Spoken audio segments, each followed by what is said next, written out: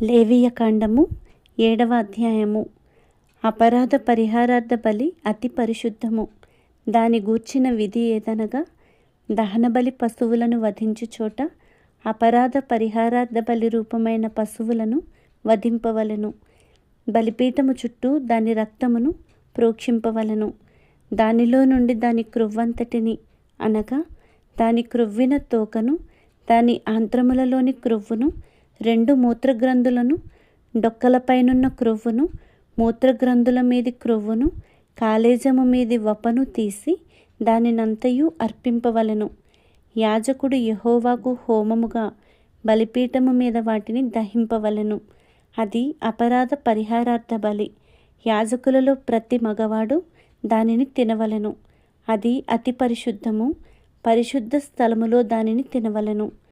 పాప పరిహారార్థ బలిని గూర్చి గాని, అపరాధ పరిహారార్థ బలిని గూర్చి గాని విధి ఒక్కటే. ఆ బలిద్రవ్యము దాని వలన ప్రాయశ్చిత్తము చేయు యాజకుని దగును. ఒకడు తెచ్చిన దహన బలిని ఏ యాజకుడు అర్పించునో ఆ యాజకుడు అర్పించిన దహనబలి పశువు చర్మము అతనిది, అది అతని దగును.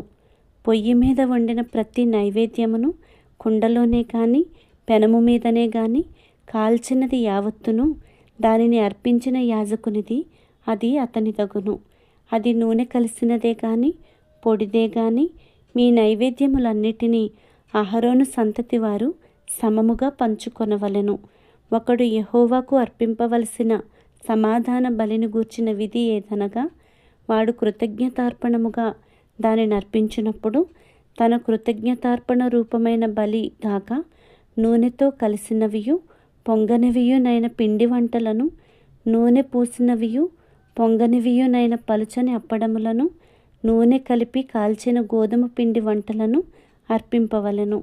ఆ పిండి వంటలే కాక సమాధాన బలి రూపమైన కృతజ్ఞతా బలి ద్రవ్యములో పులిసిన రొట్టెను అర్పణముగా అర్పింపవలెను. మరియు ఆ అర్పణములలో ప్రతి దానిలో నుండి ఒకదాని యెహోవాకు ప్రతిష్టార్పణముగా అర్పింపవలెను. అది సమాధాన బలి పశు రక్తమును ప్రోక్షించిన యాజకునిది, అది అతని దగును. సమాధాన బలిగా తాను అర్పించు కృతజ్ఞతా బలి పశువును అర్పించు దినమే దాని మాంసమును తినవలెను. దానిలోనిది ఏదియు మరునాటికి ఉంచుకొనకూడదు. అతడు అర్పించు బలి మ్రొక్కుబడియే గాని స్వేచ్ఛార్పణయే గాని అయిన ఎడల అతడు దానిని అర్పించునాడే తినవలెను. మిగిలినది మరునాడు తినవచ్చును. 3వ నాడు ఆ బలి పశువు మాంసములో మిగిలిన దానిని అగ్నితో కాల్చివేయవలెను. ఒకడు తన సమాధాన బలి పశువు మాంసములో కొంచెమైనను 3వ నాడు తినిన ఎడల అది అంగీకరింపబడదు. అది అర్పించిన వానికి సమాధాన బలిగా ఎంచబడదు. అది హేయము. దాన్ని తినువాడు తన దోష శిక్షను భరించును. అపవిత్రమైన దేనికైనను తగిలిన మాంసమును తినకూడదు. అగ్నితో దానిని కాల్చివేయవలెను. మాంసము విషయమైతే పవిత్రులందరూ మాంసమును తినవచ్చును. కానీ ఒకడు తనకు అపవిత్రత కలిగియుండగా యెహోవాకు అర్పించు దహన బలి పశువు మాంసములో కొంచెమైనను తినిన ఎడల వాడు ప్రజలలో నుండి కొట్టివేయబడును. ఎవడు మనుష్యుల అపవిత్రతనే గాని అపవిత్రమైన జంతువునే గాని ఏ అపవిత్రమైన వస్తువునే గాని తాకి యెహోవా అర్పించు సమాధాన బలిపశువు మాంసమును తినునో వాడు ప్రజలలో నుండి కొట్టివేయబడును. మరియు యెహోవా మోషేకు ఇలాగు సెలవిచ్చెను, నీవు ఇశ్రాయేలీయులతో ఇట్లనుము, ఎద్దుదే గాని గొర్రెదే గాని మేకదే గాని దేని క్రొవ్వును మీరు తినకూడదు. చచ్చిన దాని క్రొవ్వును చీల్చిన దాని క్రొవ్వును ఏ పనికైనను వినియోగపరచవచ్చును కానీ దానినేమాత్రమును తినకూడదు. ఏలయనగా మనుష్యులు యెహోవాకు హోమముగా అర్పించు జంతువులలో దేని క్రొవ్వునైనను తినినవాడు తన ప్రజలలో నుండి కొట్టివేయబడును. మరియు పక్షిదే గాని జంతువుదే గాని ఏ రక్తమును మీ నివాస స్థలములన్నిటిలో తినకూడదు. ఎవడు రక్తము తినునో వాడు తన ప్రజలలో నుండి కొట్టివేయబడును.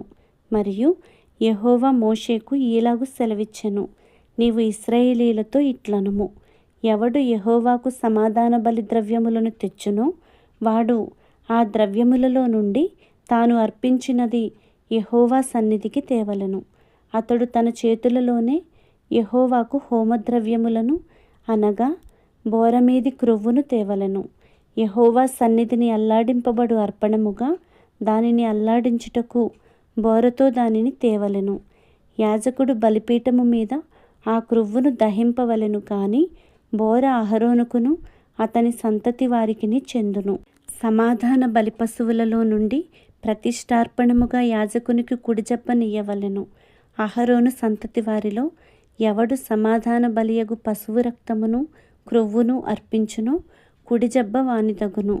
ఏలయనగా ఇశ్రాయేలీల యొద్ద నుండి అనగా వారి సమాధాన బలి ద్రవ్యములలో నుండి అల్లాడించిన బోరను ప్రతిష్ఠితమైన జబ్బను తీసుకొని నిత్యమైన కట్టడ చొప్పున యాజకుడైన అహరోనుకును అతని సంతతి వారికిని ఇచ్చియున్నాను.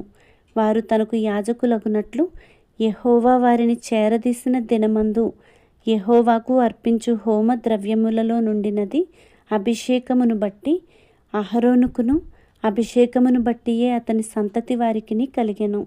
వీటిని ఇశ్రాయేలీయులు వారికి ఇయ్యవలెనని యెహోవా వారిని అభిషేకించిన దినమున వారి తరతరములకు నిత్యమైన కట్టడగా నియమించెను. ఇది దహన బలిని గూర్చియు అపరాధ పరిహారార్థపు నైవేద్యమును గూర్చియు పాప పరిహారార్థ బలిని గూర్చియు అపరాధ పరిహారార్థ బలిని గూర్చియు ప్రతిష్ఠితార్పణమును గూర్చియు సమాధాన బలిని గూర్చియు చేయబడిన విధి.